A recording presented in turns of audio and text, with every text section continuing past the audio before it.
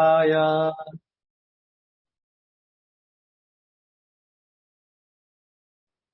ओम नमो भगवते वासुदेवाय। ओम नमो भगवते वासुदेवाय।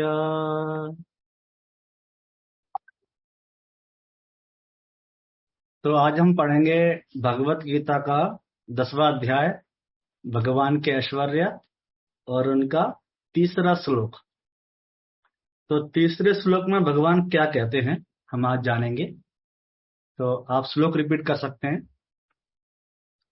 यो माम जन्मनादिम च। सुशीला माता जी, सुशीला हेमकर माता जी, आप रिपीट कर लीजिए। हरे कृष्णा प्रभु जी। हाँ माता जी रिपीट कीजिए आप। जी जी। यो माम जन्मनादिम च। यो माम जन्मनादिम च। वेत्ति लोकमहेश्वरम्। वेत्ति लोकमहेश्वरम्। असम्मूढः समृत्येषु। असम्मूढः समृत्येषु। सर्वपापैः प्रमुच्यते। सर्वपापैः प्रमुच्यते। हरे कृष्ण। इस श्लोक का अनुवाद जी। भगवान श्री कृष्ण कहते हैं कि एक जो मुझे। हरे कृष्णा प्रभु। हाँ माता जी। शब्दार्थ भी अगर रिपीट करेंगे तो अच्छा है, क्योंकि शब्दार्थ। हाँ चलिए। यह जो माम मुझको अजम अजन्मा अनादिम आदि रहित च भी वेत्ति जानता है। लोकों का महाईश्वरम परम स्वामी। असम्मूढ़ः मोह रहित सह वह मर्त्येषु मरणशील लोगों में सर्व पापे सारे पाप कर्मों से प्रमुच्यते मुक्त हो जाता है। तो इसका अनुवाद है इस प्रकार। जो मुझे अजन्मा अनादि समस्त लोकों के स्वामी के रूप में जानता है। मनुष्यों में केवल वही मोह रहित और समस्त पापों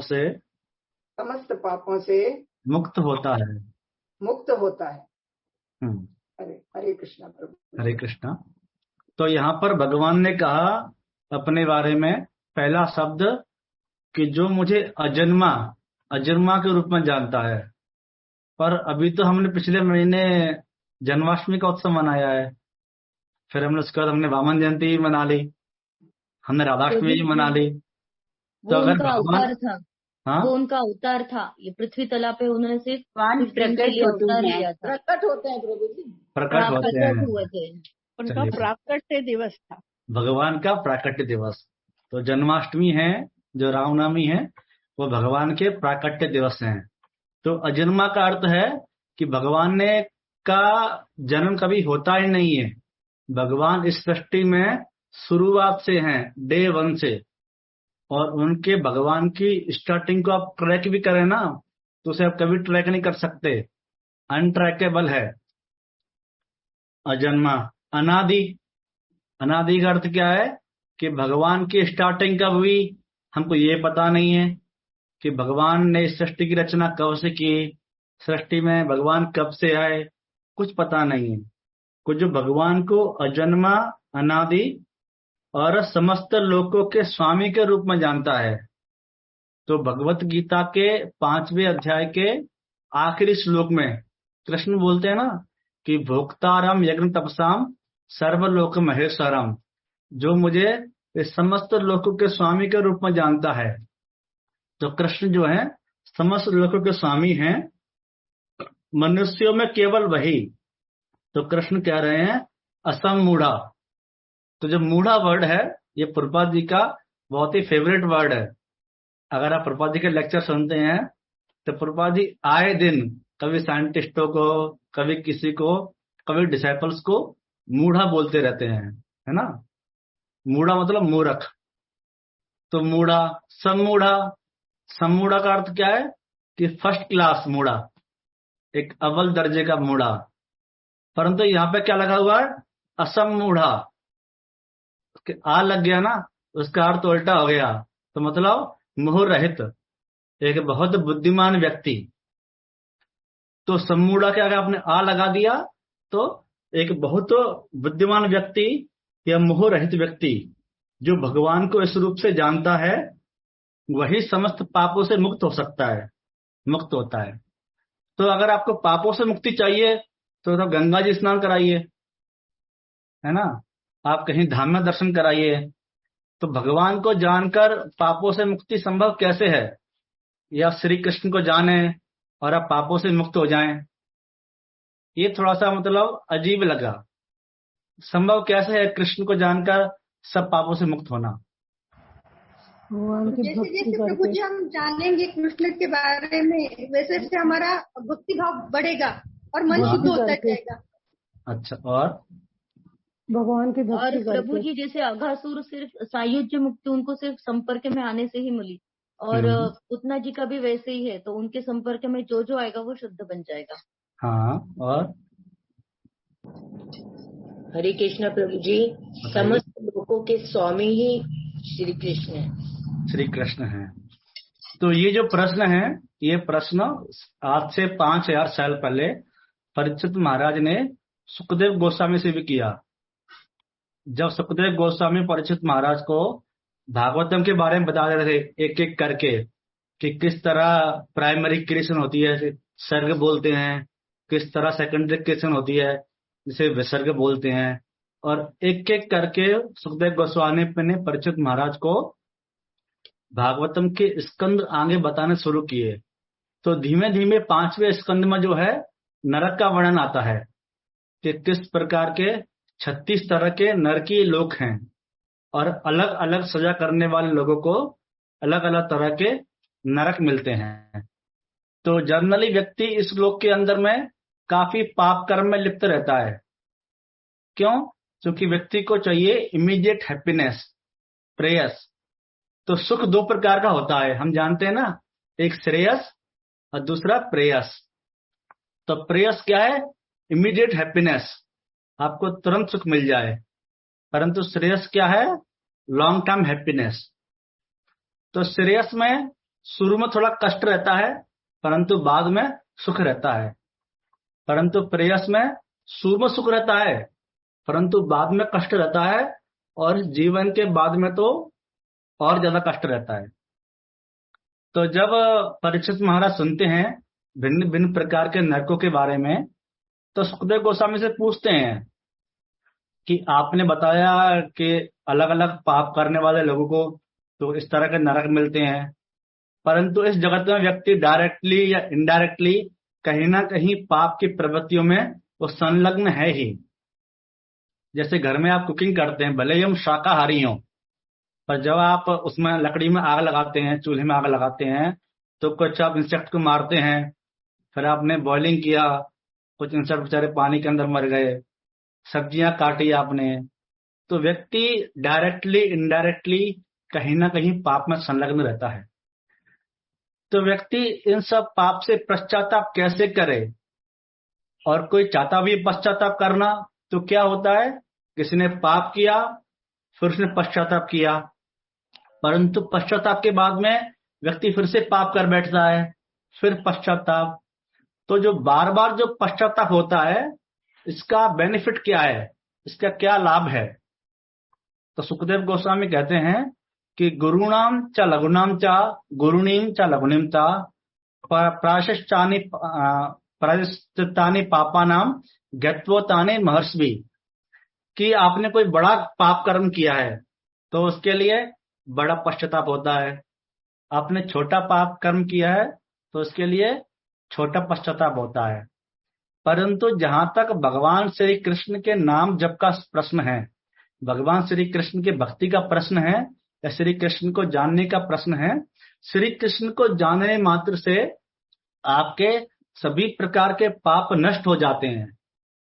क्यों नष्ट होते हैं? क्योंकि आप जानते हैं कि भगवान श्री कृष्ण की आप अधीनता स्वीकार करते हैं। कोई व्यक्ति पाप कर्म क्यों करता है? अपने स्वयं के इंद्रिय सुख के लिए, ताकि मुझे इसमें तुरंत हैप्पीनेस मिल जाए। और जब आप ये जानेंगे कि भगवान श्री कृष्ण ही हर वस्तु के अल्टीमेट एंजॉयर हैं, है ना, उसके अंतिम भोक्ता हैं, तो आप पाप कर्म में संलग्न नहीं होंगे, बल्कि आप भगवान की सेवा करेंगे।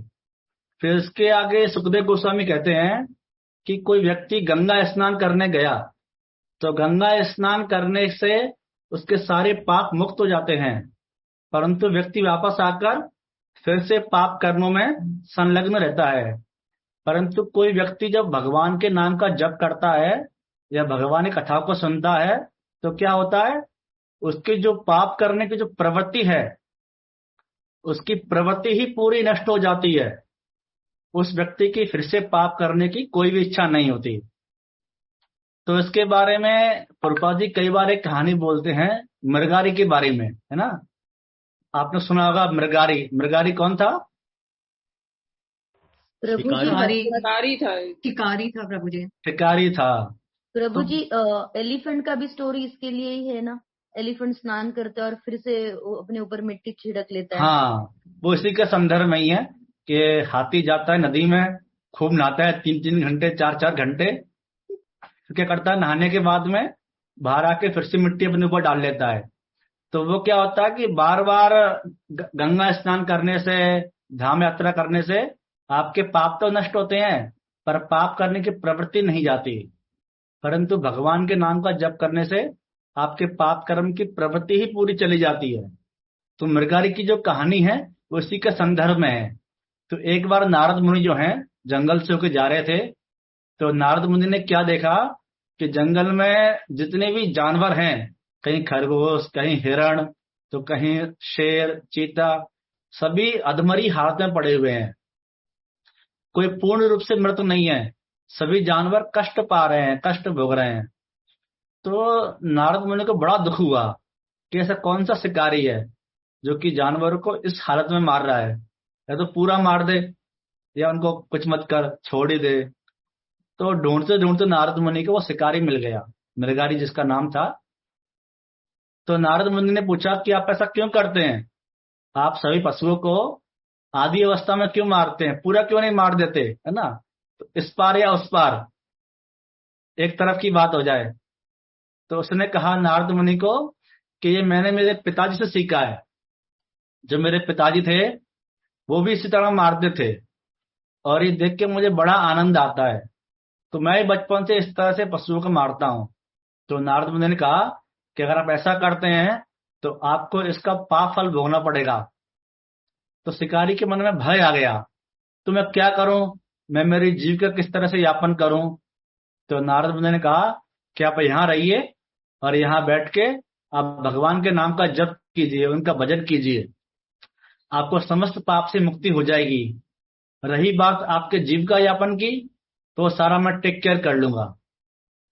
तो एक तरह से नारद मुनि ने उस मृगारी को दीक्षा दी, उसको भगवान का नाम जपने को बोला। और चूंकि आपको आपके गुरु के वर्ड्स में 100% फेथ होना चाहिए, तो उस मृगारी को भी नारद मुनि के शब्दों में पूरा विश्वास था। वो मृगारी जंगल में बैठ गया और बैठ के भगवान के नाम का जप और भजन करने लगा। तो धीमे धीमे ये जो खबर है एक गांव से अगले गांव फैलने लगी कि किस तरह जो मृगारी है वो भगवान का भक्त बन गया है और उसने अहिंसा का मार्ग अपना लिया है। तो जैसा कि आम लोगों में एक कल्चर रहता है कि जब भी साधु को मिलने जाते हैं या मंदिर में जाते हैं या किसी भी अपने परिवारजन से मिलने जाते हैं तो कुछ लेके जाते हैं, कभी खाली हाथ तो नहीं जाते। तो वो जब भी लोग आते हैं तो मृगारी के लिए कुछ कुछ अन्न लेके आते हैं। तो मृगारी के पास में भी इतना सारा भोजन इकट्ठा हो गया था कि मृगारी खुद तो खा ही रहा था, जितने लोग आ रहे थे सबके लिए भंडारा कर रहा था।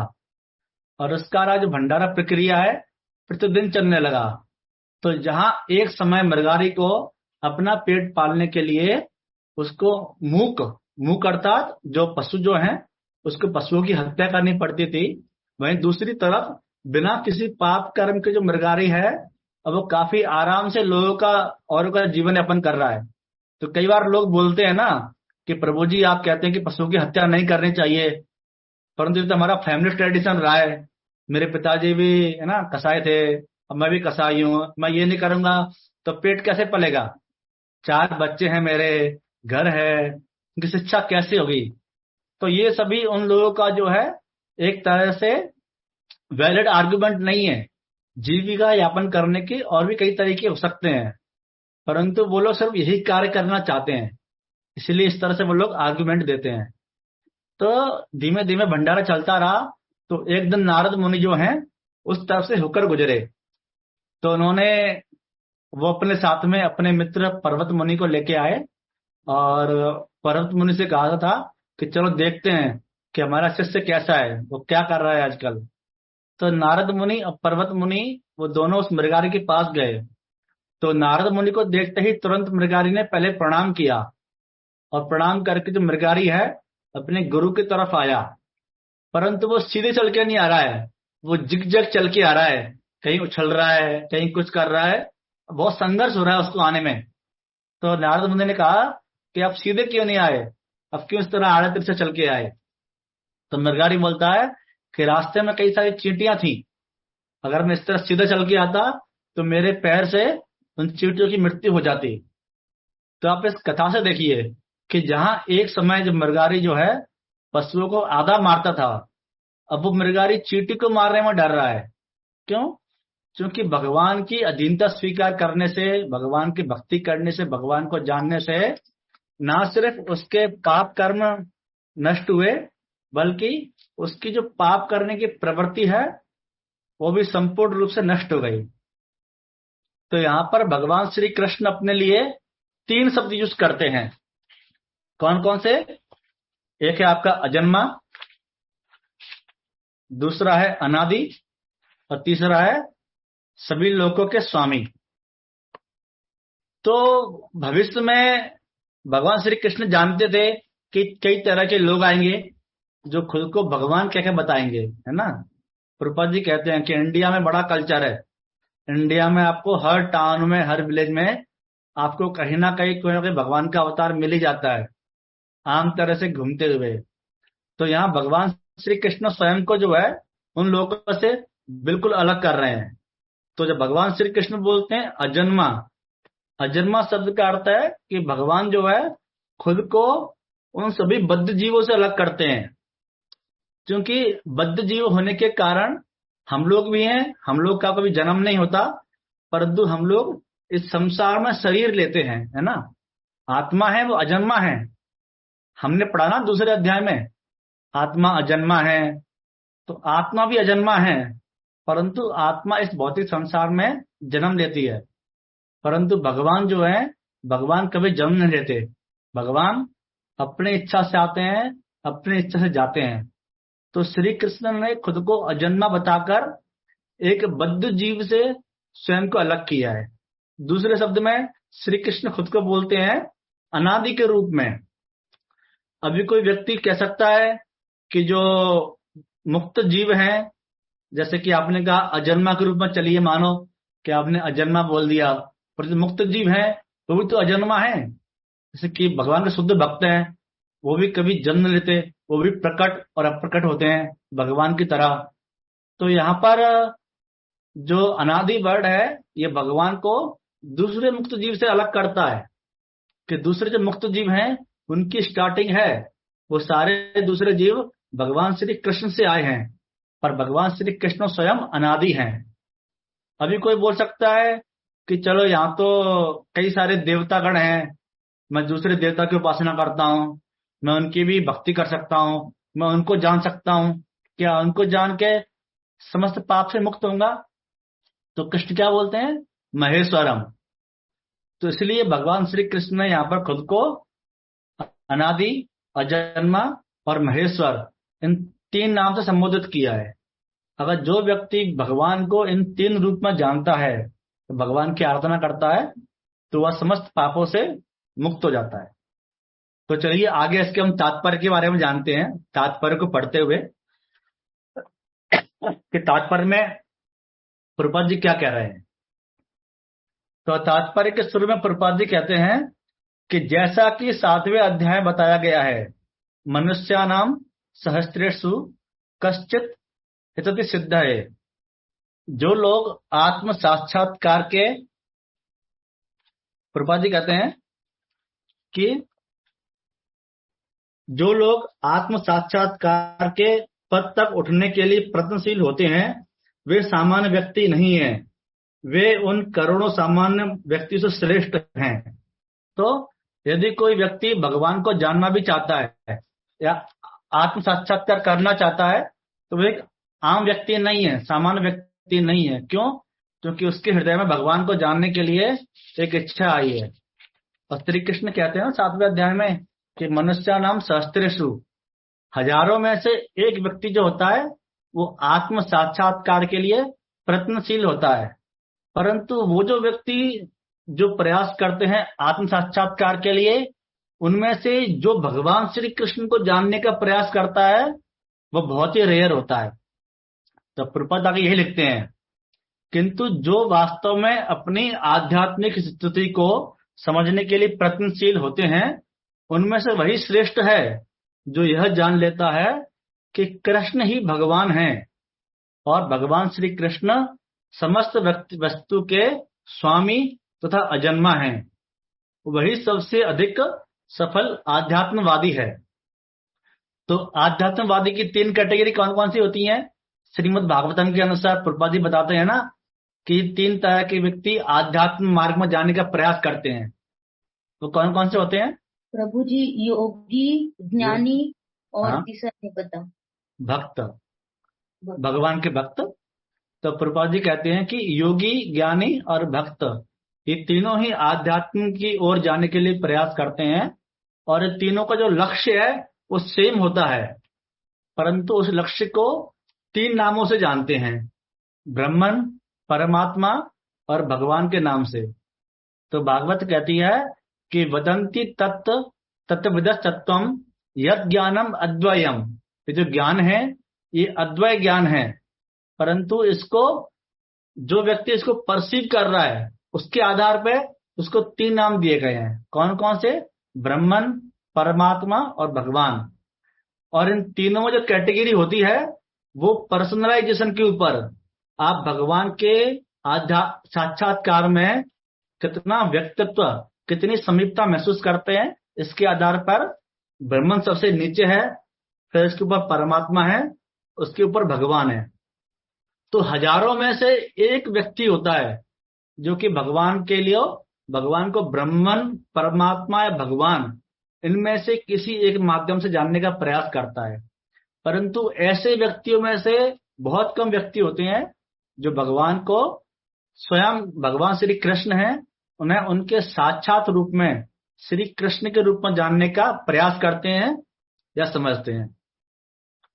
तो इसके बारे में इसके बाद प्रभुपाद जी क्या लिखते हैं कि जब वह व्यक्ति, जब साधक श्री कृष्ण की परम स्थिति को पूरी तरह से समझ लेता है, तो उस दशा में वो समस्त पापों से मुक्त हो जाता है।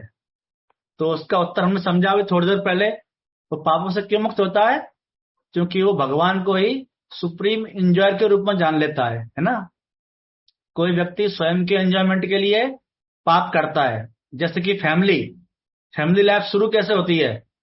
जैसे कि आपकी पहले मैरिज होती है, मैरिज के बाद में फिर आपकी संतान होती है, फिर आप बिजनेस करते हैं, बिजनेस को बड़ा करते हैं, धीमे धीमे करके आप फैमिली लाइफ में एंटेंगल होते हैं। तो फैमिली लाइफ की शुरुआत कहां से हुई कि लेट मी एक्सपेंड, मुझे मेरे परिवार की वृद्धि करनी चाहिए। तो उसी तरह प्रभुपाद जी कहते हैं कि हमारे जो भौतिक जीवन है इसमें पाप की प्रवृत्ति कब शुरू होती है? जब हम खुद के लिए कुछ करना चाहते हैं।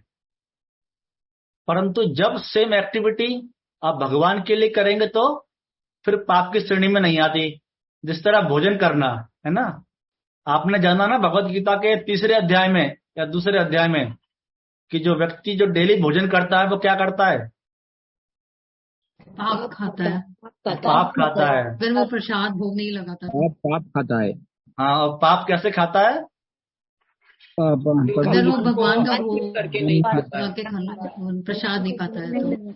नहीं, वो पाप कैसे खाता है? तो कहते हैं कि व्यक्ति उस अन्न के हर ग्रास में पाप खाता है ना। यज्ञ शिष्टा चना संतो मुच्चनते सब किल्म से भुंजंगते तम अघम पापा। तो व्यक्ति हर ग्रास में पाप खाता है। तो पाप से मुक्त होने का क्या साधन है? आप भगवान को भोग लगाएंगे, भगवान को प्रसाद अर्पण करेंगे, आपको पाप का भागी नहीं बनना पड़ेगा। तो उसी तरह एक भक्त जो है अपने जीवन में, तो जिस तरह सिर्फ भगवान को प्रसाद लगाने मात्र से, श्री कृष्ण की अधीनता स्वीकार करने मात्र से जो भोजन का जो पाप है, इससे आपको मुक्ति मिल जाती है। तो ठीक उसी प्रकार जो अपने जीवन में हर परिस्थिति में आप भगवान श्री कृष्ण की अधीनता स्वीकार करते हैं, तो आपकी जो पाप करने की प्रवृत्ति है अपने आप नष्ट हो जाती है। तो इसके बाद प्रभुपाद जी बताते हैं तात्पर्य में कि यहाँ पर भगवान को अज अर्थात अजन्मा कहा गया है, किंतु वे द्वितीय अध्याय में वर्णित उन सभी जीवों से भिन्न हैं जिन्हें अज कहा गया है। तो द्वितीय अध्याय में आत्मा को भी अजा अर्थात अनबॉर्न के नाम से संबोधित किया गया है, परंतु भगवान जो हैं वो दूसरी आत्माओं से अलग कैसे हैं, किस प्रकार से हैं? वो अजन्मा है। मुझे नहीं, हम भी अजन्मा है। दूसरी आत्माएं जो होते हैं दूसरे शरीर धारण करते हैं, भगवान की आत्मा कोई भी शरीर धारण नहीं करती है। हाँ, ओके। हमारी आत्मा से हमारे शरीर को कंट्रोल करती है। भगवान की आत्मा सारे आत्माओं का कंट्रोल करती है, सबको कंट्रोल। ये माता जी ने सही कहा, सुशीला माता जी ने। तो जो कथा उपनिषद है वो कहता है कि नित्य नित्यानाम चेतनस चेतना नाम। हम नित्य हैं और भगवान भी नित्य है। हम में भी चेतना है, भगवान में चेतना है, पर अंतर कहाँ आता है? अंतर आता है कि एक को ये भवधाम यो विदधाति कामान। जो भगवान है एक है, वो बाकी सभी आत्माओं को नियंत्रित या कंट्रोल करते हैं। तो हम भी आत्मा है, पर हम भगवान के सबॉर्डिनेट हैं, और जो भगवान है वो भी आत्मा है, वो क्या है? कंट्रोलर है। तो इस तरह भगवान जो है वो अजा होकर भी एक सामान्य आत्मा से, एक भौतिक जीव से बिल्कुल भिन्न है। तो इसके बाद प्रभुपाद जी लिखते भी हैं तात्पर्य में कि भगवान जीवों से भिन्न है, क्योंकि जीव भौतिक आसक्ति वश जन्म लेते हैं और मरते हैं। बद्ध जीव अपना शरीर बदलते रहते हैं, किंतु भगवान का शरीर परिवर्तनशील नहीं है। सही किसी ने बताया अभी कि हम जन्म लेते हैं, भगवान जन्म नहीं लेता, वो भी सही आंसर है, दोनों ठीक आंसर है। यहां तक कि जब वे इस लोक में आते हैं तो वो अजन्मा ही रहते हैं, है ना। तो कल हमने जाना था ना कि किस तरह भगवान श्री कृष्ण ने अवतार लिया। पहले भगवान श्री कृष्ण वसुदेव जी के हृदय से वसुदेव जी के मन में आए, फिर वसुदेव जी के मन से माँ देवकी के मन में गए, फिर देवकी की माँ के मन से देवकी माता के हृदय में होते हुए उनके सामने प्रकट हो गए। तो भगवान की जो जन्म की जो पद्धति है वो बहुत अलग होती है, सामान्य नहीं होती। जिस तरह भगवान श्री कृष्ण का जन्म होता है, इसी तरह श्री चैतन्य महाप्रभु का भी जन्म होता है। श्री चैतन्य महाप्रभु ने भी एक आम व्यक्ति की तरह कभी जन्म नहीं लिया। श्री चैतन्य महाप्रभु ने भी ठीक इसी प्रकार जन्म लिया जिस प्रकार भगवान श्री कृष्ण ने जन्म लिया। और एक और प्रश्न है, श्री चैतन्य महाप्रभु अपनी माँ के गर्भ में कितने महीने रहे थे? जानता है आप में से कोई अनुमान लगाइए? प्रभु जी 11 महीना। हाँ, 11-12 महीने। 11-12 महीने श्री चैतन्य प्रभु जो माँ है रहे थे, 12वां महीना में पैदा हुए थे, 12 में प्रकट हुए थे जी। तो इस तरह श्री चैतन्य महाप्रभु का भी जन्म जो है भगवान श्री कृष्ण के समान ही होता है। तो इसके बाद प्रभुपाद जी लिखते हैं तात्पर्य में, इसलिए चौथे अध्याय में कहा गया है कि भगवान अपनी अंतरंगा शक्ति के कारण अपराशक्ति माया के अधीन नहीं है, किंतु पराशक्ति के अधीन रहते हैं। तो यहाँ भगवान की दो एनर्जी कौन कौन सी बताई गई हैं? परा एंड अपरा। अपरा और परा। अच्छा, अपरा कौन सी होती है? भौतिक शक्ति प्रभु जी। भौतिक शक्ति, परा आध्यात्मिक शक्ति। आध्यात्मिक शक्ति। हम कौन सी में आते हैं? भौतिक अपरा में आत्मा, परा और शरीर अपरा भौतिक शक्ति, भौतिक है। यथाशक्ति। हाँ, तो आत्मा जो है वो परा में आती है, पराशक्ति में, है ना? प्रभु जी हमारी आत्मा तो पराशक्ति है और शरीर भौतिक। हाँ, शरीर भौतिक है, परंतु हम जनरली आत्मा के संदर्भ में बात करते हैं। तो भगवत गीता जो है वो शुरू से आत्मा का बताती है कि हमारे हम जो हैं, आत्मा जो है वो परा में आती है और शरीर हमारा अपरा में आता है। परंतु भगवान श्री कृष्ण स्वयं जो है हमेशा पराशक्ति के अधीन रहते हैं। और जो लोग ये समझते हैं कि भगवान श्री कृष्ण ने यहाँ पर जन्म लिया, अवतार से लिया, प्रभु हाँ? जी, तो हम दोनों शक्तियां होगी, परा और अपरा? नहीं नहीं नहीं नहीं, हम तो परा ही है ना, हम तो आत्मा ही है, हम थोड़ी शरीर तो हैं। हमारा शरीर भी तो है। शरीर हमारा है पर हम शरीर नहीं है ना। इस तरह मेरा हाथ है, मेरा पैर है, ये मेरी भगवत गीता है, तो मैं तो भगवत गीता नहीं हूँ। तो जनरली भगवत गीता इसलिए जानते हैं कि हमको ये इस तरह का हमको अभ्यास हो जाना चाहिए कि हम स्वयं को आत्मा के लेवल पर जाने।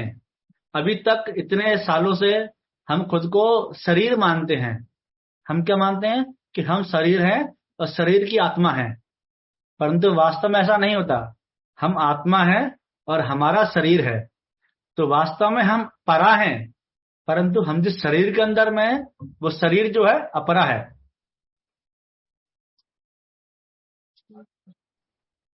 है ना? कुछ आपको क्लियर हुआ माता जी? ऐश्वर्य हाँ, चलिए। क्लियर है। हाँ, तो परंतु कुछ लोग ये मानते हैं ना कि भगवान श्री कृष्ण जब यहाँ पर जन्म लेते हैं तो श्री कृष्ण भी अपरा शक्ति के अंडर में आ जाते हैं, है ना? कुछ लोग कहते हैं कि भगवान ने जन्म ले लिया, अभी भगवान जो है अपनी अपरा शक्ति, भौतिक शक्ति का अधीन है। तो उन लोगों के बारे में भगवान श्री कृष्ण क्या बोलते हैं? कृष्ण गुणातीत है, उनको गुण नहीं लगते, गुण रहित है वो, गुण रहित है। कोई शक्ति है नहीं लगती है। हाँ, परंतु कुछ लोग फिर भी मानते हैं ना कि भगवान श्री कृष्ण जो है अभी देह आश्रित हो गए हैं, उन्होंने मानव देह ले लिया है। तो भगवान श्री कृष्ण एक भौतिक शरीर में भौतिक बंधन का अधीन आ गए हैं। तो उन लोगों के लिए भगवान श्री कृष्ण ने एक शब्द कहा था अभी कुछ चैप्टर पहले, मूढ़ा। मूढ़ा, है ना? सम्मूढ़ा। तो भगवान श्री कृष्ण कहते हैं कि जो लोग ये मानते हैं कि भगवान इस भौतिक शक्ति के अधीन आते हैं, वो क्या है? वो मूढ़ हैं। भगवान उनको बहुत बुद्धिमान नहीं मानते। तो यही प्रभुपाद जी कह रहे हैं तात्पर्य में कि भगवान श्री कृष्ण जो हैं वो हमेशा परा में रहते हैं, कभी भी अपरा शक्ति के अधीन नहीं आते। फिर प्रभुपाद जी लिखते हैं तात्पर्य में कि इस श्लोक के वेत्ति, वेत्ति अर्थात जानना, वेत्ति लोक महेश्वरम शब्दों से सूचित होता है कि मनुष्य को जानना चाहिए कि भगवान श्री कृष्ण इस ब्रह्मांड के सभी लोकों के परम स्वामी हैं। भगवान श्री कृष्ण से ऊपर कोई भी नहीं है। ब्रह्मा जी जो है, ब्रह्मा जी भी उस प्रकृति के दूसरे रचयिता हैं। जैसे कि अभी अगर आप देखते हैं न्यूज वगैरह में, तो कई जगह लेते हैं ना कि किसी साइंटिस्ट को नोबेल प्राइज मिल गया, किसी को कोई प्राइज मिल गया। क्यों प्राइज मिला? उन्होंने एक विशेष प्रकार के एक यंत्र का निर्माण किया, उन्होंने मशीन बनाई, उन्होंने ये बनाया। तो कुछ ना कुछ बनाने के लिए हमारा जो साइंस है, हमारे जो मतलब विश्व के लोग हैं, ये उन लोगों को पुरस्कार देते हैं। परंतु जो साइंटिस्ट हैं, जो लोग निर्माण कर रहे हैं, वो लोग क्या कर रहे हैं? वो लोग भगवान के द्वारा दिए हुई प्रकृति से ही उनके तत्व लेते हैं और उनको लेके मिक्स करके आपको दे देते हैं, है ना? तो उसी प्रकार सेम कार्य ब्रह्मा जी भी करते हैं। तो पहले जो सृष्टि की रचना जो ब्रह्मा जी ने की, फिर भगवान ने रचना की, फिर भगवान के बाद में ब्रह्मा जी ने रचना की। तो उसी प्रकार जितने भी हमारे यहाँ पर क्रिएशन होती है, वो सारी क्रिएशन जो है सेकेंडरी क्रिएशन है, परंतु जो प्राइमरी क्रिएटर है वो कौन है? वो भगवान स्वयं है। तो प्रभुपाद जी इसलिए कह रहे हैं यहाँ पर कि हमको भगवान श्री कृष्ण को ब्रह्मांड के सभी लोगों का परम स्वामी जानना चाहिए। फिर इसके बाद प्रभुपाद जी कहते हैं कि वे भगवान श्री कृष्ण जो हैं वो सृष्टि से पूर्व भी थे और अपनी सृष्टि से भिन्न हैं। सारे देवता इसी भौतिक जगत में उत्पन्न हुए हैं, परंतु श्री कृष्ण जो हैं वो अजन्मा हैं। श्री कृष्ण का जन्म नहीं होता, अतः वे ब्रह्मा शिव जी जैसे बड़े बड़े देवताओं से भी भिन्न हैं, क्योंकि ब्रह्मा शिव तथा अन्य देवताओं से सृष्टा हैं। वे समस्त लोगों के परम पुरुष हैं। तो प्रभुपाद जी तात्पर्य बताना चाह रहे हैं कि किस तरह भगवान श्री कृष्ण जो हैं वो बाकी सभी देवताओं से अलग हैं, बाकी देवताओं के समान नहीं है। इवन जो हम भगवान के नाम का जप करते हैं ना, तो भगवान के नाम के जप करने में 10 अपराध आते हैं। और दूसरा अपराध कौन सा है इनमें से? सेकंड ऑफेंस, तो कृष्ण और भगवान सेम ही है या फिर वो कृष्णा से बड़े हैं ऐसा सोचना। हाँ, दूसरे देवताओं को भगवान श्री कृष्ण के समान तो एक लेवल पे मानना भी एक अपराध है भगवान के लिए। क्यों? क्योंकि भगवान जो है सभी देवताओं के सृष्टा हैं, सबसे ऊपर हैं। तो प्रभुपाद जी इसके बाद कहते हैं कि अतएव श्री कृष्ण उस हर वस्तु से भिन्न है जिसकी सृष्टि हुई है, और जो इन्हें इस रूप में जान लेता है वो तुरंत सारे पाप कर्मों से मुक्त हो जाता है। परमेश्वर का ज्ञान प्राप्त करने के लिए मनुष्य को सभी पापों से मुक्त होना चाहिए, जैसा कि भगवद गीता में कहा गया है कि केवल भक्ति के द्वारा ही उनको जाना जा सकता है, किसी और साधन से नहीं। तो भगवान श्री कृष्ण पहले कहते हैं ना गीता के पिछले अध्यायों में कि भगवान को जानने के लिए पहले हमें क्या करना पड़ेगा? पहले हमें सभी पापों से मुक्त होकर हमको पुण्यवान बनना पड़ेगा। तो पुण्यवान बनने के बाद ही हम भगवान को जान सकते हैं। तो जैसे ही आप किसी व्यक्ति को पहले मिलते हैं कभी कभार शुरुआत में, तब उसे कहते हैं कि आप कृष्ण के नाम का जप कीजिए, आप गीता पढ़िए, तो व्यक्ति आपकी बात नहीं मानता है ना, आपसे कन्विंस नहीं होता। तो फिर आप क्या करते हैं? उसे फोर्स करते करने के लिए, और ये भी एक अपराध है।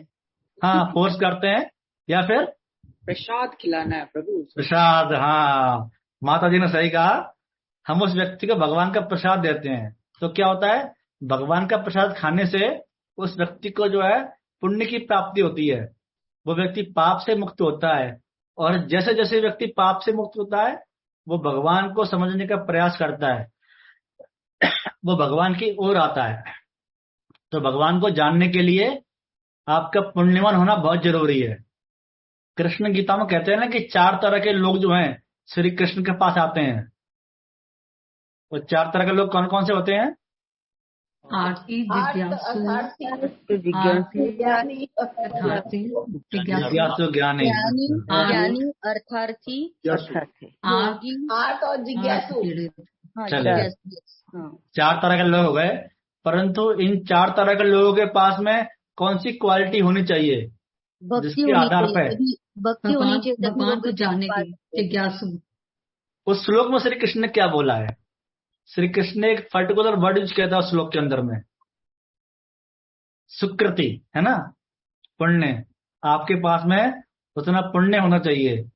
अगर आपके पास पुण्य है, पुण्य होने के बाद में अगर आप आर्त हैं, आप अर्थार्थी हैं, जिज्ञासु हैं, ज्ञानी हैं, तो कृष्ण के पास आएंगे। माना आपके पास पुण्य नहीं है और आप आर्त हैं, अर्थार्थी हैं, जिज्ञासु हैं, ज्ञानी हैं, तो आप कहाँ चले जाएंगे? आप इन सब की सेटिस्फेक्शन के लिए आप भौतिक जगत की ओर चले जाएंगे, है ना। तो पुण्यवान होना भगवान श्री कृष्ण को जानने की पहले इकाई है। तो जब हम हरे कृष्ण मंत्र का जप करते हैं तो हरे कृष्ण मंत्र के जप के द्वारा हम इतना पुण्य अर्जित करते हैं ताकि हम भगवान को और जान सकें। तो प्रभुपाद तात्पर्य यही कहते हैं कि कहा था मैं? अच्छा, ठीक है। तो प्रभुपाद तात्पर्य बता रहे हैं आगे कि मनुष्य को चाहिए कि वो श्री कृष्ण को एक सामान्य मनुष्य न समझे, जैसा कि गीता में पहला कहा जा चुका है। केवल मूर्ख व्यक्ति ही उन्हें मनुष्य मानता है।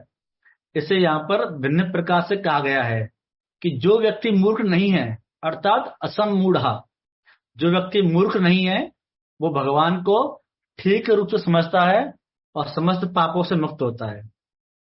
फिर प्रभुपाद जी आगे बोलते हैं तात्पर्य में कि यदि कृष्ण देवकी के पुत्र के रूप में विख्यात हैं तो वह अजन्मा कैसे हो सकते हैं।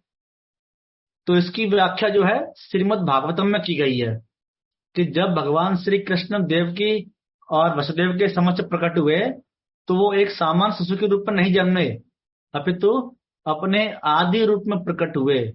फिर उसके बाद में उन्होंने एक शिशु के रूप में परिणित हो गए। तो श्री कृष्ण की अध्यक्षता में आप जो भी कर्म करते हैं वो दिव्य कहलाता है ना, वो भौतिक नहीं कहलाता। वह शुभ या अशुभ फलों से दूषित नहीं होता। इस जगत में शुभ या अशुभ वस्तुओं का बोध बहुत कुछ मनोधर्म है, किंतु इस भौतिक जगत में कुछ भी शुभ नहीं है। प्रत्येक वस्तु अशुभ है, किंतु क्योंकि प्रकृति स्वयं अशुभ है। तो प्रभुपाद जी क्या बता रहे हैं कि अगर भगवान श्री कृष्ण की अध्यक्षता में आप जो भी कार्य करते हैं वो कार्य कैसा रहता है, दिव्य रहता है ना। अगर मानो कल को मैं बाहर जाऊं और मैं चोरी डकैती लूटपाट करके आऊं और आके पैसे को मंदिर में दूं, जानबूझ के करूं, फिर मैं बोलूं कि जो मेरा क्या हुआ कार्य है ये तो दिव्य कार्य है, क्यों, इससे फाइनली मंदिर ही बन रहा है, तो क्या वो कार्य दिव्य कार्य रहेगा? नहीं प्रभु जी, नहीं। क्यों? अभी तो लिखा प्रभुपाद जी ने कि श्री कृष्ण की अध्यक्षता में जो भी कार्य होता है वो दिव्य होता है, कर सकते हैं ना फिर तो। कृष्ण की भगवान की अध्यक्षता उन्होंने थोड़ी ना कहा है कि चोरी करो, नियत। हाँ, कृष्ण की अध्यक्षता में थोड़ी है प्रभु, उन्होंने थोड़ी कहा अध्यक्षता में। हाँ चलिए, तो इसके संदर्भ में एक पास्ट टाइम है, जब प्रभुपाद जी फॉरेन कंट्री में थे ना, इनिशियल डेज में, जब प्रभुपाद जी फॉरेन कंट्री में थे अराउंड 1968 में, तो इन दिनों बहुत कम डिवोटीज थे, है ना। जस्ट इस्कॉन शुरू ही हुआ था और इस्कॉन के जो इनिशियल डिवोटीज थे वो सब हिप्पीज थे। तो हिप्पीज की लाइफ स्टाइल कैसी है हम सभी जानते हैं। तो शुरू में जब उन्होंने शुरू किया प्रभुपाद को सपोर्ट करना, तो टेम्पल में कुछ फाइनेंस था नहीं, बड़ी संघर्ष से मंदिर चलता था। तो किसी ने प्रभुपाद से कहा कि प्रभुपाद, यहाँ फॉरेन कंट्री में कई सारे स्लॉटर हाउस हैं, है ना, और वहां उनको जरूरत रहती है काम करने वाले लोगों की स्लॉटर हाउस में। अगर हम वहां जाएं और वहां कार्य करें और वहां कार्य करके वहां का जो पैसा आ रहा है वो पैसा कृष्ण की सेवा में दें तो कैसा रहेगा। तो प्रभुपाद ने कहा नहीं, वो नहीं करना है। क्यों? क्योंकि वो कार्य सत्ववृत्ति में नहीं है ना। तो अगर आप रूप गोस्वामी जी की नेक्टर ऑफ इंस्ट्रक्शन पढ़ते हैं तो रूप गोस्वामी क्या कहते हैं, भक्ति को बढ़ाने के लिए उन्होंने 6 चीज बताई है ना। उन 6 चीजों में से सबसे एंड में रहता है कि संगत त्यागात सत्ववृत्ति, है ना। तो भक्ति कौन कौन सी चीज बढ़ाती है, मुझे श्लोक याद नहीं आ रहा है, श्लोक कौन सा है, आप जानते हो श्लोक को? किसी को श्लोक याद है? अच्छा, बुक है भी नहीं मेरे पास में, वो श्लोक कौन सा था? नंबर पता है प्रभु श्लोक का? तो मैं आई थिंक 2nd या 3rd नंबर रहेगा श्लोक का। जस्ट वेट अ मिनट, देखिए एक बार। प्रभु जी 2nd नंबर का श्लोक है वो, एनोआई का है ना वो, नेक्टर ऑफ। प्रभु जी उत्साहात निश्चय, उत्साह निश्चय धैर्यात तत्तत्कर्म प्रवर्तरात संगत त्यागात सत्ववृत्ति षड्वीर भक्ति प्रतिष्ठति। तो उसमें क्या है कि आपको असंग को त्यागना है और आप जो भी कार्य करते हैं वो सत्ववृत्ति में होना चाहिए। सत्ववृत्ति में होने के बाद ही वो जो कार्य है वो भगवान की सेवा में लगेगा और वो दिव्य कार्य कहलाएगा। तो प्रभुपाद जी यही बता रहे हैं कि भगवान की अध्यक्षता में आप जो भी कार्य सत्ववृत्ति में करते हैं वो दिव्य कार्य कहलाता है। परंतु प्रभुपाद ने इसमें फिर एक और चीज बोली है तात्पर्य में, वो क्या बोला है कि इस जगत में सब कुछ अशुभ है ना, कुछ भी शुभ नहीं है। तो इसका रेफरेंस जो है श्रील प्रभुपाद जी ने चैतन्य चरितामृत से दिया है। तो चैतन्य चरितामृत में श्री चैतन्य महाप्रभु कहते हैं कि द्वैत भद्रा भद्र यही सब मनोधर्मा। इस जगत में हम कई चीज देखते हैं ना कि ये घटना हो रही है, दूसरी घटना हो रही है, ये अच्छा है वो बुरा है। तो ये जो सारी घटना है ये मनोधर्म है, परंतु रियलिटी क्या है? तो श्री चैतन्य चेतामृत कहती है कि यही भालो यही मंदा, ये बहुत अच्छा है, ये बहुत बुरा है, ये सब भ्रम है। वास्तव में इस जगत में हर वस्तु ही अशुभ है। अशुभ का अर्थ है कि यहाँ हर वस्तु जो है वो जन्म मृत्यु जरा व्याधि के जो कष्ट है उससे ग्रस्त है। इस भौतिक जीवन में वास्तविक आनंद कहीं नहीं मिलता। अगर आपको कहीं हैप्पीनेस मिल भी रही है, सुख मिल भी रहा है, तो उसका अर्थ क्या है कि बहुत कम दुख है। जैसे कि पहले के जमाने में जब किसी कैदी को सजा मिलती थी तो जो राजा हैं एक पनिशमेंट देते थे कि आप इनको ले जाइए नदी के बीच में, और नदी के बीच में ले जाके क्या करना है आपको, इनका सर जो है नदी के अंदर डालना है। तो आपका सर डालेगा नदी के अंदर में, तो कुछ सेकंड के लिए आपको जो जीना है एकदम मुश्किल हो जाएगा, क्योंकि आप मरने वाले हैं, आप पानी के अंदर हैं। पर जो सैनिक है आपको मरने नहीं देगा। जैसे ही कि आपके प्राण जाने को होगा आपको ऊपर खींच लेगा, पर जैसे ही ऊपर आएंगे आप कैसा फील करेंगे? हाँ, रिलीफ, है ना, आराम हो गया।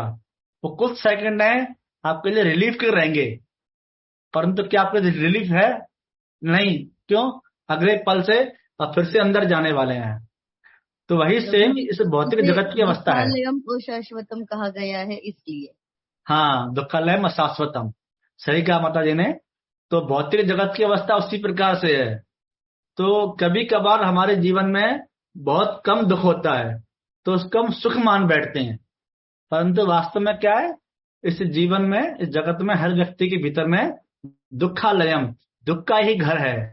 परंतु अगर आपको सुख चाहिए तो आपको भगवान श्री कृष्ण के जगत और धाम में जाना होगा। तो इसके बाद प्रभुपाद जी के लिखते हैं कि इस जगत को जो है हम इसे शुभ मानने की कल्पना मात्र कर सकते हैं। वास्तविक मंगल तो पूर्ण भक्ति और सेवा भाव से युक्त कृष्ण भावना मृत पर ही निर्भर है। अतः यहाँ प्रभुपाद जी बहुत अच्छी बात लिखते हैं कि अतः यदि हम तनिक भी यह चाहते हैं कि हमारे कर्म शुभ हों तो हमें क्या करना है?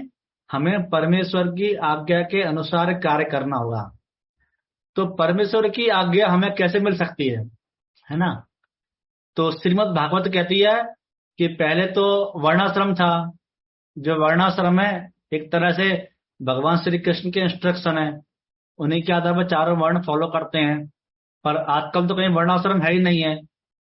तो भगवान मुझसे क्या चाहते हैं कि मैं कौन सा कार्य करूं, मैं कौन सा कर्म करूं, तो वो मुझे कैसे मालूम चलेगा? प्रमाणिक गुरु से, गुरु की आज्ञा से, गुरु की आज्ञा से, भगवत गीता और भागवतम से। हाँ, सही कहा आपने, गुरु की आज्ञा से। हाँ जी, कुछ कह रहे हैं आप रोशनी माता जी? परंपरा में जो गुरु आते हैं, परंपरा में गुरु के द्वारा, सही कहा आपने।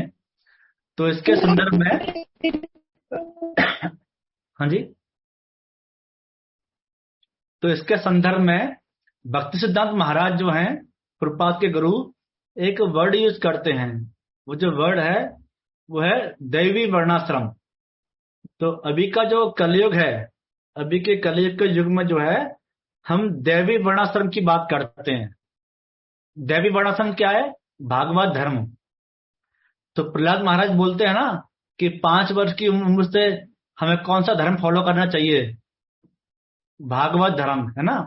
कौमारम आचरित प्राज्ञो धर्मान भागवतामिहा। तो प्रहलाद महाराज भागवत धर्म के बारे में बोल रहे हैं। तो ये भागवत धर्म है वो दैवी वर्णाश्रम है। तो हम अभी जिस भी जहां पर भी हों, हम जो भी कार्य कर रहे हों, जिस भी अवस्था में हो, अगर उस अवस्था में रहते हुए श्री चैतन्य महाप्रभु की आज्ञा के अनुसार या परंपरा की आज्ञा के अनुसार यदि हम भगवान की भक्ति करते हैं और हम सत्ववर्ती, हम सत्व गुण में कर्म करते हैं, तो एक प्रकार से हम भगवान को प्रसन्न करने के लिए ही कार्य कर रहे हैं। प्रभु जी, भागवत धर्म भी बताइए ना, क्या रहता है? भागवत धर्म जो चर्चा कर रहे हैं गीता में, ये भागवत धर्म है। नहीं, और क्या क्या उसमें कुछ तो भी है ना, ये करना पड़ता है, ऐसा कुछ तो भी है ना? नहीं, भागवत धर्म का सिंपल है कि 9 प्रकार से 9 विधा भक्ति के द्वारा आप भगवान श्री कृष्ण की सेवा करें, है ना। श्रवणम, कीर्तनम, विष्णु स्मरणम, पाद सेवनम, अर्चनम, वंदनम, दासम, साख्यम, आत्मनिवेदनम।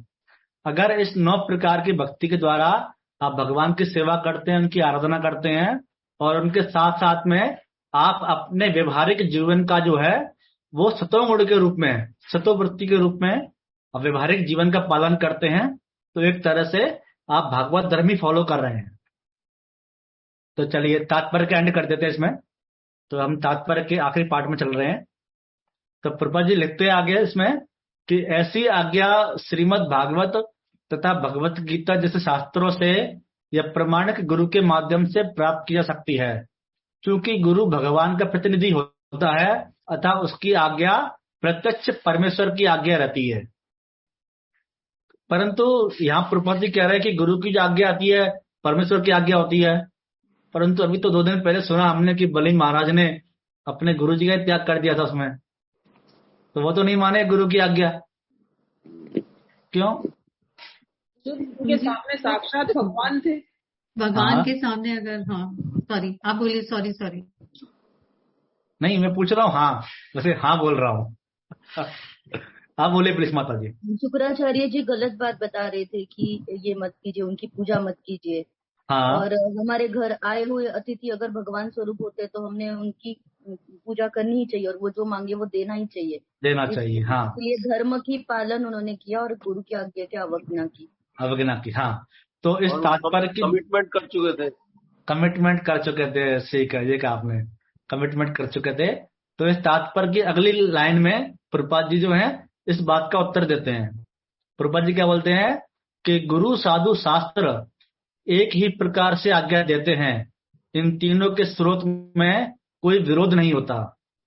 तो शास्त्र क्या बोलते हैं कि आपके जो यज्ञ है, जो सैक्रिफाइस है ना, आपकी जो भी एक्टिविटी है, इसके परम भोक्ता कौन होना चाहिए? भगवान विष्णु, भगवान कृष्ण। तो शुक्राचार्य जी क्या कर रहे थे? शुक्राचार्य जी शास्त्र के मार्ग से अलग जा रहे थे। तो चैतन्य चेतामृत कहती है कि गुरु, साधु, शास्त्र, वाक्य, चित्त, कोरिया एक्या। गुरु, साधु और शास्त्र, ये तीनों एक ही वाक्य बोलना चाहिए, परंतु इन तीनों में शास्त्र जो है वो सेंटर्ड रहता है। यदि कोई गुरु ऐसी बात बोलता है जो कि शास्त्र के विपरीत है, तो आप उस गुरु का भी त्याग कर सकते हैं। यदि कोई साधु ऐसी बात बोलता है जो शास्त्र से विपरीत है, आप साधु का त्याग कर सकते हैं। तो शास्त्र जो है वो क्या है?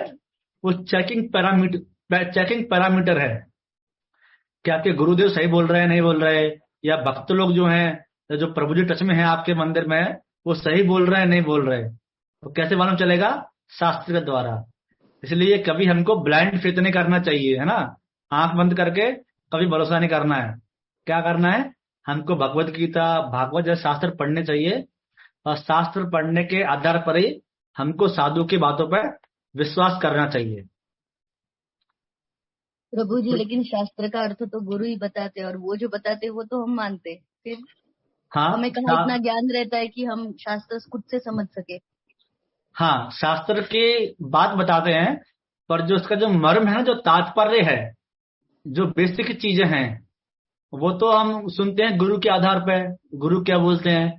परंतु क्या होता है कलयुग में, माना कोई व्यक्ति शुद्ध भक्त नहीं है, कोई प्योर डिवोटी है, वो तो कृष्ण के बारे में बोलेगा। परंतु मानो कि कोई आपका शिक्षा गुरु है, जैसे गुरु में भी वैरायटी होती है, एक शिक्षा गुरु है, एक जैसे कि आपका वर्तन प्रदर्शक गुरु है, जो व्यक्ति आपको डे 1 कृष्ण के संपर्क में लेके आया, उसको भी गुरु बोलते हैं। इट्स कॉल्ड वर्तन प्रदर्शक गुरु, आपको रास्ता दिखाया है। एक व्यक्ति जो आपको दीक्षा दे रहा है वो शुद्ध भक्त होगा, परंतु जो आपको कृष्ण के बारे में बोल रहा है उसको भी शिक्षा गुरु बोलते हैं। सो दीक्षा गुरु के अलावा और जो लोग हैं जो आपको कृष्ण के बारे में बोल रहे हैं, तो कई बार ऐसा हो सकता है कि भौतिक जीव होने के कारण वो जो आपको कृष्ण के बारे में ज्ञान दे रहा है, शायद उसके मन में स्वयं के लिए कुछ लाभ की इच्छा हो। तो उस आधार पर जांच करने के लिए आपको शास्त्र पढ़ना चाहिए। दीक्षा गुरु के शब्दों पर हमें पूर्ण विश्वास होना चाहिए, परंतु शिक्षा गुरु जो बोलते हैं या जो आपके दूसरे टीचर बोलते हैं, उनकी जांच जो है शास्त्र के द्वारा हमें ठीक ठीक टाइम पे करती रहनी चाहिए। तो क्या होता है, जनरली एक टीचर है हमेशा चेक करता है स्टूडेंट को। जैसे कई बार हम आपसे पूछते हैं ना प्रश्न बीच बीच में कि कितनी इंद्रियां होती हैं, 8 इंद्रियां होती हैं, क्यों पूछते हैं? आपको चेक करने के लिए कि आप सही सुन रहे हैं नहीं सुन रहे। फिर फाइनली क्या होता है, क्लास के एंड में आप हमको चेक करते हैं प्रश्न पूछ के। तो इस तरह जो क्रॉस चेक है तो चलता रहना चाहिए। तो ये तात्पर्य एंड कर लेते हैं इसका। आखिर इसका पैराग्राफ है। तो प्रभुपाद जी लिखते हैं इसके बाद में कि कर्म संपन्न करने के लिए भक्ति की दिव्य मनोवृत्ति वैराग्य की होती है, तो संन्यास कहते हैं।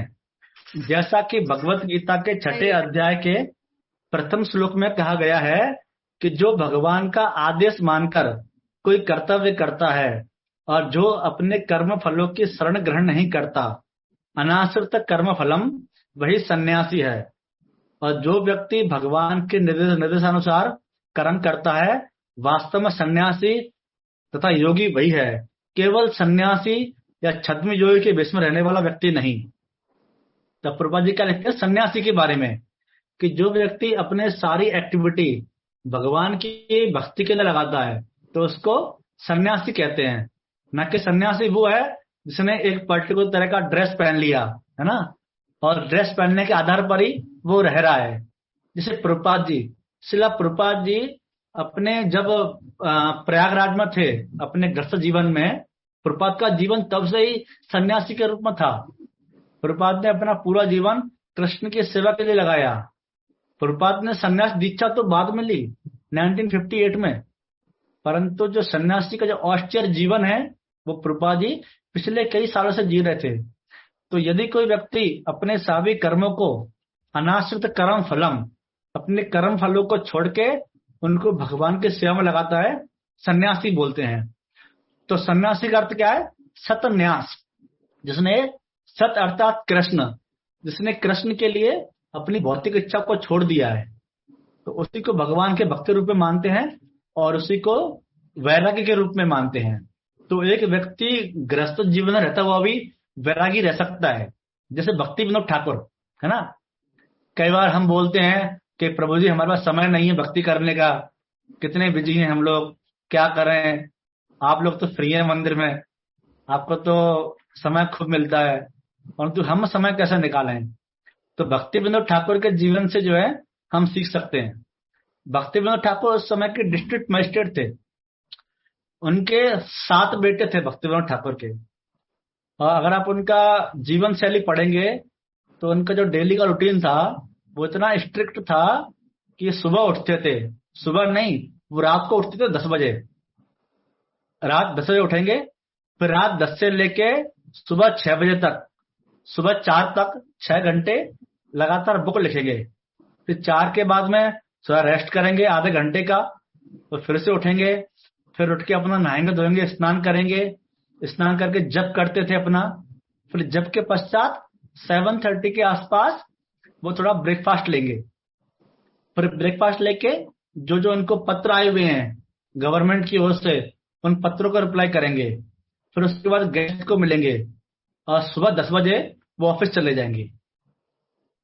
फिर 10 से लेके 1 बजे तक 3 घंटा वो पूरा कोर्ट में हियरिंग करते थे तरह तरह के केसेस की। 1 बजे लौट के आएंगे, 1 बजे लौट के आने के बाद में 1 से 2 लंच लेंगे, रेस्ट करेंगे, और 2 से लेके शाम को 5 बजे तक वो फिर से अपना कार्य करेंगे। शाम को 6 बजे लौट के आएंगे ऑफिस से, आके स्नान करेंगे, संध्या वंदन करेंगे और डिनर करके 7:30 सो जाएंगे, 10:30 फिर से उठ जाएंगे। तो भक्ति विनोद ठाकुर हैं, भले ही उन्होंने एक गृहस्थ का जीवन जिया, परंतु उनका जीवन जो है वो पूर्ण रूप से वैराग्य से युक्त था। तो वैराग्य युक्त जीवन जीने के लिए आपको जो है घर छोड़ने की आवश्यकता नहीं पड़ती है। आप जहां पर हैं उसी आश्रम में रह के आप वैराग्य का जीवन जी सकते हैं, सिर्फ भगवान के लिए भक्ति करके और सेवा करके, है ना। तो चलिए अभी आज का जप कर लेते हैं।